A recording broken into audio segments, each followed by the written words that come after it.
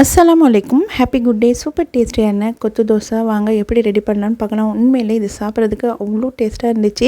கொத்து பரோட்டா எந்த அளவுக்கு டேஸ்ட்டாக இருக்குமோ அதே அளவுக்கு இந்த கொத்து தோசையும் அவ்வளோ டேஸ்ட்டாக இருக்கும். பிள்ளைங்கள்ட்ட இந்த மாதிரி ரெடி பண்ணி கொடுங்க, அவ்வளோ டேஸ்ட்டாக சாப்பிடுவாங்க.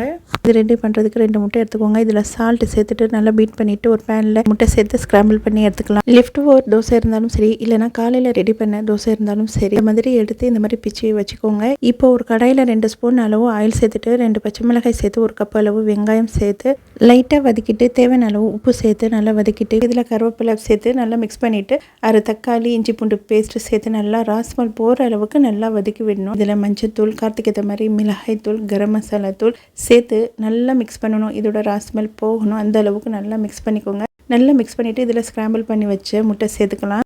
சேர்த்து நல்லா மிக்ஸ் பண்ணிக்கலாம். இந்த மாதிரி மிக்ஸ் பண்ணும்போது நம்மளுக்கு ஸ்க்ராம்பிள் பண்ணி சேர்க்கும்போது முட்டையோட ராஸ்மல் வராது. நல்லா மிக்ஸ் பண்ணிவிட்டு இப்போது தோசை சேர்த்து நல்லா மிக்ஸ் பண்ணிவிட்டு இதில் கொத்தமல்லி இல்லைன்னா புதினா சேர்த்து இறக்கினா அவ்வளோ டேஸ்ட்டான கொத்து தோசை சூப்பரான டேஸ்ட்டில் ரெடி ஆகிடுச்சு. உண்மையிலே இது சாப்பிட்றதுக்கு அவ்வளோ டேஸ்ட்டாக இருக்கும். தோசை பிடிக்காதுன்னு சொல்கிறவங்க கூட அவ்வளோ விரும்பி சாப்பிடுவாங்க. மறக்காமல் இந்த ரெசிபி ட்ரை பண்ணுங்கள். ட்ரை பண்ணிவிட்டு எப்படி இருக்குன்னு கமெண்ட் செக்ஷனில் கமெண்ட் பண்ணுங்கள். தேங்க்யூ ஃபார் வாட்சிங். Happy good day. அஸ்ஸலாமு அலைக்கும்.